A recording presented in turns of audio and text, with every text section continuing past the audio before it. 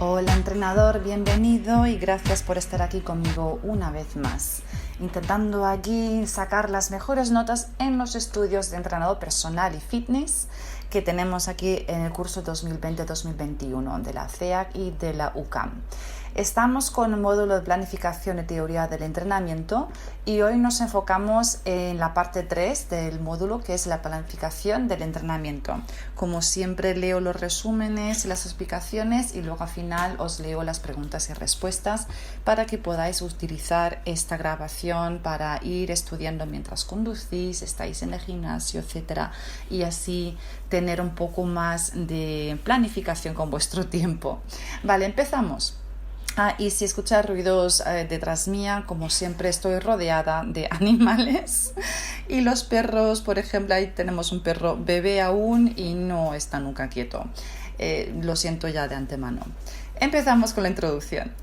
Cualquier plan de entrenamiento se fundamenta en unos objetivos claramente establecidos y debe ponerse en práctica de acuerdo con unos principios. Aquí trataremos de estos aspectos fundamentales de la teoría de entrenamiento, explicando cuáles son estos principios generales en que se basa el entrenamiento. La conexión de objetivos y principios quedaría por sí sola en el aire si no tratáramos de su concreción en el tiempo. De ahí surge la importancia organizativa que tiene el concepto de periodización, que permite dividir el entrenamiento en bloques temporales, cada uno de los cuales cuenta a su vez con objetivos específicos. Estudiaremos todo ello también en este capítulo, haciendo hincapié en la sesión en tanto que unidad de entrenamiento diaria. Determinación de objetivos. La determinación de objetivos es un aspecto fundamental de cualquier proyecto. Si iniciamos un plan de entrenamiento sin haber marcado unos objetivos, lo más probable es que no lleguemos a ningún resultado satisfactorio. Y todavía puede ser peor, que la persona no sepa si está mejorando o no y que decida abandonar la práctica por desmotivación. Los objetivos, en cualquier caso, deben tener las siguientes características. Deben de ser medibles objetivamente. No sirve decir que vamos a ganar fuerza, que vamos a adelgazar o que vamos a correr más. Hemos de especificar cuántos kilos vamos a levantar o cuántos kilos menos vamos a pesar o cuántos kilómetros vamos a recorrer y en cuánto tiempo lo haremos. Deben tener una fecha límite. Hemos de determinar para cuándo se habrán cumplido estos objetivos y este límite ha de constituir un plazo razonable corto de tiempo. Cuantos más objetivos intermedios marcaremos, más puntos de referencia para la motivación de la persona tendremos. Deben de ser asequibles. No podemos plantear como objetivo a una persona que nunca ha entrenado que vaya a ganar la maratón de Nueva York. Si los objetivos son imposibles de cumplir o están muy lejos de las posibilidades de la persona, lo único que conseguiremos será frustrarla y abandone la actividad física antes de tiempo. También es importante que los objetivos sean realistas. Por ejemplo, no podemos plantear a nuestro alumno que crezcan 10 centímetros sencillamente porque es un objetivo imposible. Deben de ser formulados por la persona que entrena. A nosotros no nos corresponde definir los objetivos.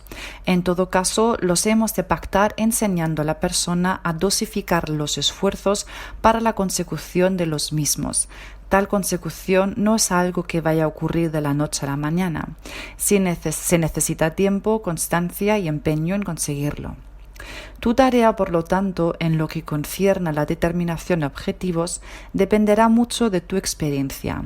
Cuál es el tiempo necesario para lograr según qué objetivos es algo que aprenderás a medida que entrenes a más y más personas. Pero como premisa es mejor marcar objetivos claramente asequibles hasta que conozcas bien al individuo y valorar su consecución como un gran logro digno de celebración. Pactar los objetivos entre el entrenador y el alumno en algunos casos funciona muy bien. Se le puede dar incluso un carácter más formal anotándolos en un papel y haciendo que el alumno lo firme con un texto como el siguiente: yo, Pedro García, me comprometo a esforzarme al máximo para conseguir los objetivos que junto con mi entrenador he pactado. Se trata de una estrategia psicológica que puede contribuir al éxito de nuestra tarea. Los principios del entrenamiento. Todo plan de entrenamiento debe llevarse a la práctica de acuerdo con unos principios generales que conviene siempre tener en cuenta. Principio de individualidad. Cada persona responde de forma diferente al mismo entrenamiento por alguna de esas razones. Herencia. El tamaño del corazón y de los pulmones, la composición de las fibras musculares, el biotipo, etc., son factores de gran influencia genética. Los más favorecidos en este sentido responderán mejor a los distintos estímulos de entrenamiento. Maduración. Los organismos más maduros pueden utilizar mayores cargas de entrenamiento, lo cual no es conveniente en los individuos jóvenes, quienes están utilizando sus energías para su desarrollo. También es necesario tener en cuenta que al envejecer el tiempo de recuperación tiene que alargarse. Nutrición. Una buena o mala alimentación incide de forma significativa en el nivel de rendimiento. Descanso y sueño. Cuando se pone en práctica un programa de entrenamiento intensivo, los alumnos más jóvenes necesitarán más descanso que el normal. Nivel de condición física. Se mejora más rápidamente cuando el nivel de condición física es bajo. Por el contrario, si es alto, se necesitarán muchas horas de entrenamiento para lograr solo unos pequeños cambios. Motivación. Los individuos que obtienen mejores beneficios son aquellos que ven interrelacionando el duro trabajo con el logro de sus metas personales. Aquellos que participan para satisfacer los objetivos de sus padres generalmente no alcanzan logros elevados. Influencias ambientales. Las respuestas al entrenamiento pueden verse influidas si el individuo se ve sometido a situaciones de estrés emocional, tanto en casa como en la escuela, o si inciden sobre él factores como el frío, el calor, la altitud, la polución del aire, etc. El entrenador debe darse cuenta de la situación y suspender la práctica cuando las condiciones ambientales lleguen a ser demasiado severas o constituyan una amenaza para la salud. Principio de adaptación. Ante cualquier cambio a que se enfrente nuestro organismo, se produce una respuesta adaptativa de mantenimiento de la homeostasis o el equilibrio temperatura corporal, niveles de sustancias bioquímicas en la sangre, etc. En el caso de ejercicio, las adaptaciones incluyen la mejora de la función del corazón, la circulación y la respiración, la mejora de la resistencia muscular y de la fuerza, el fortalecimiento de los huesos, tendones, ligamentos, tejidos conectivos, etc. El efecto del entrenamiento se establece cuando el cuerpo se ha adaptado a la sobrecarga del mismo. Principios de sobrecarga. La carga de trabajo debe ser lo suficientemente elevada como para activar los mecanismos que han de forzar el cuerpo a adaptarse. Este principio lo asociamos a los conceptos cuantitativos de la carga: carga, volumen de carga, intensidad, duración, etc. En resumen, son 3 los factores clave que se sintetizan en las siglas FIT: frecuencia, intensidad y tiempo o duración. Principio de progresión. La sobrecarga descrita en el principio anterior debe incrementarse a medida de que el organismo se adapta. La progresión continua y lenta se puede valorar a través de los siguientes factores: frecuencia, intensidad, tiempo, especificidad, localización y volumen. Principio de especificidad. Nos adaptamos específicamente al tipo de estímulo de entrenamiento que se utilice en las tareas, es decir, específico del sistema de energía, específico del grupo muscular y específico del tipo de movimiento de cada articulación. Principio de variación. Hemos de aprender a sorprender el músculo mediante variaciones en los parámetros descritos en el principio de progresión, pero también mediante la técnica de ejecución escogida, los ángulos de trabajo e incluso el lugar donde se realiza el entrenamiento y la hora del día. Principio de calentamiento y vuelta a la calma. El calentamiento debe preceder a toda actividad intensa con el fin de aumentar la temperatura del cuerpo, incrementar el ritmo de la respiración y el del corazón, mejorar las relaciones biomecánicas, engranajes, iniciar respuestas bioquímicas. La vuelta a la calma es tan importante como el calentamiento. Una ligera actividad después del trabajo intenso favorecerá la acción de bombeo de los músculos sobre las venas, ayudando a la circulación en la renovación de los productos de desecho en la sangre. Principio de entrenamiento a largo plazo. Los condicionantes fisiológicos hacen que no se pueda acelerar el proceso de entrenamiento de manera natural. Muchos entrenamientos demasiado pronto pueden llevar al fracaso por causas físicas o mentales. Principio de acción inversa. Los efectos de los entrenamientos son reversibles. La mayoría de las adaptaciones que se logran en muchas horas de trabajo pueden perderse. Se necesita 3 veces más tiempo en ganar resistencia que en perderla.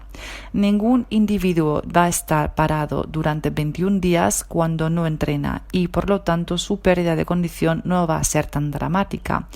Pero se debe recordar aquí la importancia que tienen para el individuo los periodos de inactividad y que cuando aquellas adaptaciones se pierdan, se tendrá que emplear un tiempo considerable posteriormente para recuperar lo perdido. La periodización.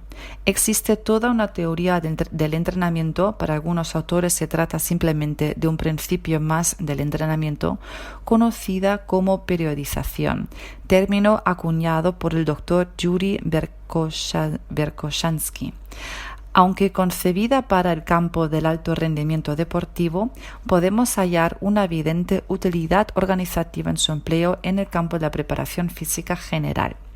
La periodización consiste en dividir el entrenamiento en bloques temporales con objetivos específicos y, por tanto, con un entrenamiento específico en cada uno de ellos. El criterio base de la periodización es la intensidad. Se ha convenido en denominar ciclos de entrenamiento a los periodos o bloques de planificación temporal del entrenamiento. Del mismo modo, se ha desarrollado una terminología específica para crear subgrupos dentro de las fases de planificación. Los principales términos empleados son los siguientes. Temporada se refiere al tiempo que dura la fase competitiva. Macrociclo se aplica a un bloque temporal de semanas o meses. Mesociclo se refiere a un periodo de una semana a un mes. Microciclo se aplica a un periodo de menos de una semana. Sesión define cada una de las unidades de entrenamiento diarias. Estos criterios temporales pueden depender de varios factores. En el caso del deportista, de las fechas de las competiciones deportivas. En el caso del cliente que quiere ponerse en forma, de los objetivos acordados. La sesión. Por ser la unidad de entrenamiento diario, la sesión merece un tratamiento aparte en el marco de la periodización. Normalmente la sesión se divide en las 5 fases siguientes. Presentación o información. El cliente tiene que saber qué vamos a hacer, por qué lo vamos a hacer y qué se va a esperar de él. Hemos de recoger información instantáneamente sobre su estado de ánimo, su energía, etc.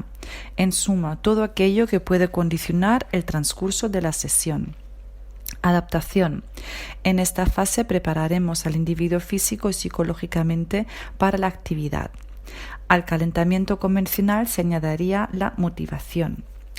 Logro de objetivos. Aquí desarrollaremos las actividades diseñadas para conseguir los objetivos planteados. Esto es el trabajo específico. Vuelta a la calma.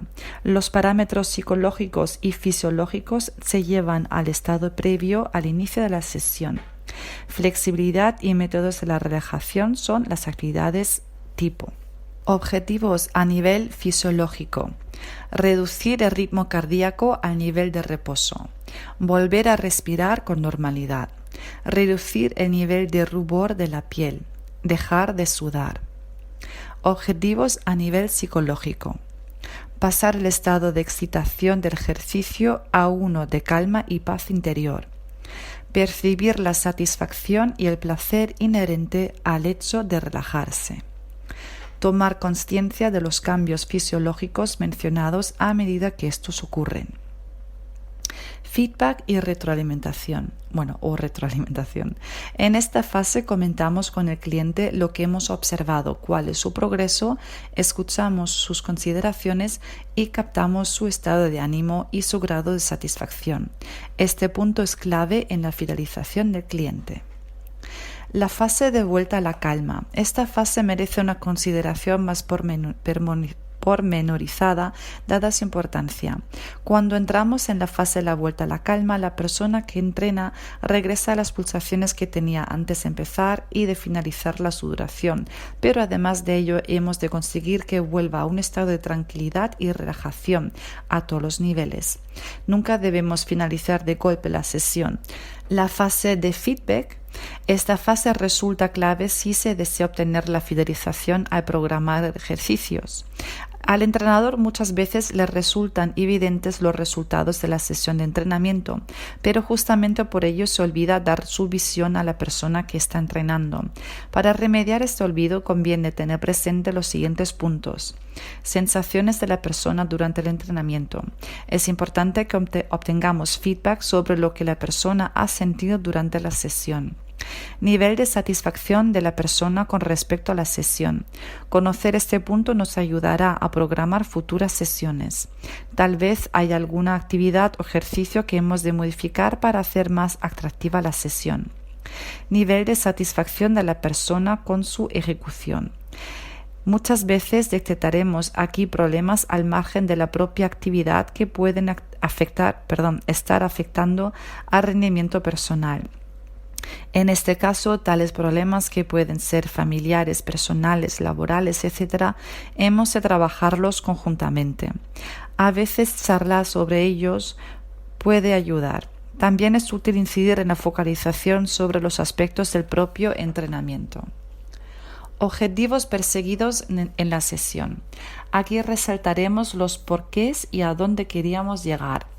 El conocimiento del objetivo y tener feedback sobre nuestra evolución constituyen una de las claves de fidelización a los programas de ejercicio. ¿Hasta qué punto han sido alcanzados tales objetivos en la sesión? Esto permite monitorizar la progresión no solo por parte del entrenador, sino también por parte del alumno. Siguiendo en la línea de lo anteriormente marcado, es bueno que sobre la marcha podamos reajustar en base a medidas claras los objetivos definidos, bien por demasiado ambiciosos, bien por demasiado fáciles de lograr. De este modo evitamos la frustración o el tedio en caso de que tales objetivos sean demasiado sencillos.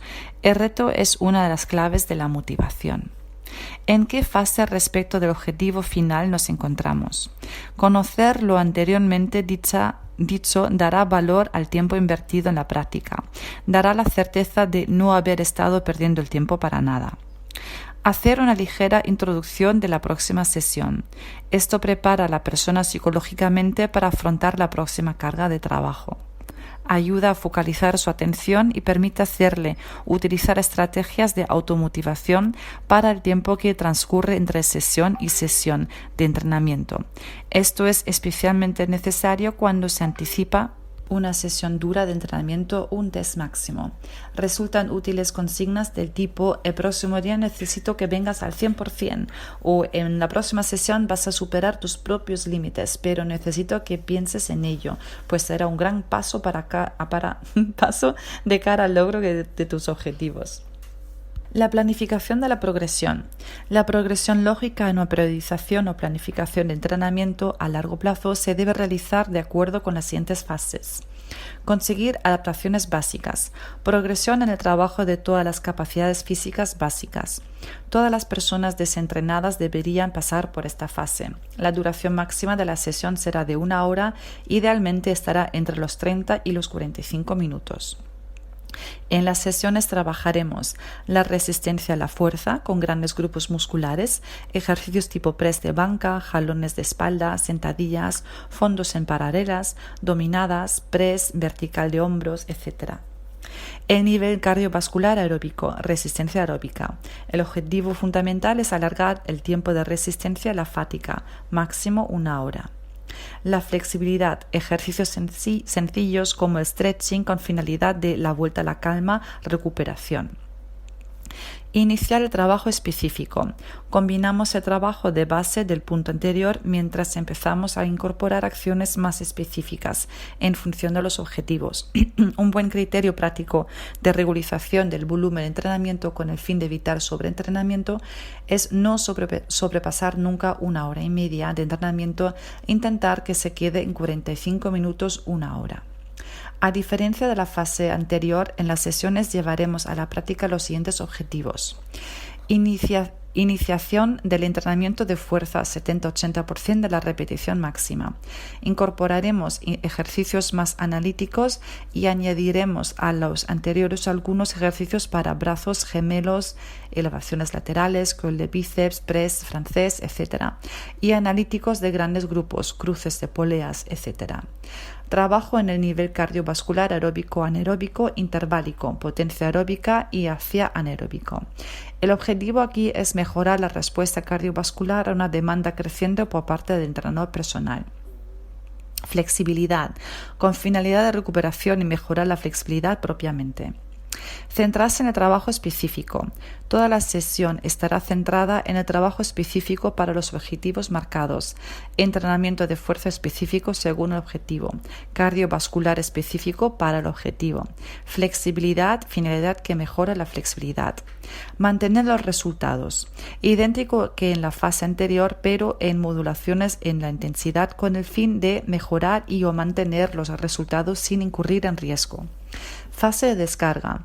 Esta fase supone unas pequeñas vacaciones para dejar que los sistemas se recuperen totalmente, desde 1 semana hasta 1 mes. Normalmente supondrá un ligero descenso en el rendimiento, pero este se recuperará rápidamente volviendo a la primera fase. Y vamos directamente al resumen. La determinación de objetivos es un aspecto fundamental de cualquier plan de entrenamiento. Los objetivos deben ser medibles objetivamente, tener una fecha límite, ser asequibles y ser formulados por la persona que entrena. El entrenador personal, en todo caso, debe ayudar a la persona a dosificar los esfuerzos para la consecución de los mismos. Principios del entrenamiento. Principio de individualidad en el que intervienen como factores la herencia, la maduración, la nutrición, el descanso y el sueño, el nivel de condición física, la motivación y las influencias ambientales. Principio de adaptación, principio de sobrecarga, principio de progresión, principio de calentamiento y vuelta a la calma, principio de entrenamiento a largo plazo y principio de acción inversa. La periodización consiste en dividir el entrenamiento en bloques temporales con objetivos específicos y, por tanto, con un entrenamiento específico en cada uno de ellos. La sesión, que es la unidad más usual del entrenamiento, se divide en 5 fases: presentación e información, adaptación, logro de objetivos, vuelta a la calma, feedback o retroalimentación. La planificación lógica en una periodización o planificación de entrenamiento a largo plazo debe realizarse de acuerdo con las siguientes 5 fases. Conseguir adaptaciones básicas. Iniciar el trabajo específico. Centrarse en el trabajo específico. Mantener los resultados y fase de descarga. Y vamos ahora directamente a la ronda de preguntas. De las 3 respuestas opcionales, elige la que consideres correcta. Antes de realizar cualquier actividad física intensa, debemos pasar por la fase de calentamiento con el fin de: A. Suavizar la temperatura corporal. B. Relajar la respiración. C. Iniciar las respuestas bioquímicas. Respuesta C. Iniciar las respuestas bioquímicas. Cuando hablamos de los ciclos de entrenamiento, nos referimos al periodo comprendido entre 1 semana y 1 mes con el término: A. Microciclo. B. Mesociclo. C. Temporada. Respuesta B. Mesociclo. Indica si las siguientes afirmaciones son verdaderas o falsas. En la planificación del entrenamiento, un objetivo válido podría ser decir que perderemos peso. Falsa. En la planificación del entrenamiento, un objetivo válido podría ser decir cuántos kilogramos de peso perderemos. Los ejercicios con cargas mayores son más recomendables para los organismos jóvenes porque el envejecimiento alarga el tiempo de recuperación. Falsa. Los ejercicios con cargas mayores son más recomendables para los organismos más maduros, pero conviene tener en cuenta que al envejecer el tiempo de recuperación tiende a alargarse. Esto no es conveniente para los organismos jóvenes porque están utilizando sus energías para su desarrollo. Variando la técnica de ejecución escogida, los ángulos de trabajo e incluso el lugar donde se realiza, aplicamos el principio de variación. Verdadera. Uno de los objetivos psicológicos de la fase de la vuelta a la calma es el de reducir el nivel de rubor de la piel. Falsa. Uno de los objetivos psicológicos de la fase de la vuelta a la calma es pasar del estado de excitación del ejercicio a uno de calma y paz interior. Se centra en la flexibilidad y los métodos de relajación. Última pregunta. Para conseguir una buena regulación del volumen de entrenamiento, es recomendable no sobrepasar nunca 1 hora y media de entrenamiento. Verdadera. Y hemos terminado con esta parte de este módulo, y el siguiente que vamos a tocar es la valoración de fuerza, resistencia y flexibilidad. Muchas gracias por escucharme y espero que os ayude en vuestros estudios y en vuestros exámenes, y obviamente si hay que refrescar la mente sobre lo estudiado anteriormente. En fin, muchas gracias y vamos al gimnasio, ¿no? Venga, chao.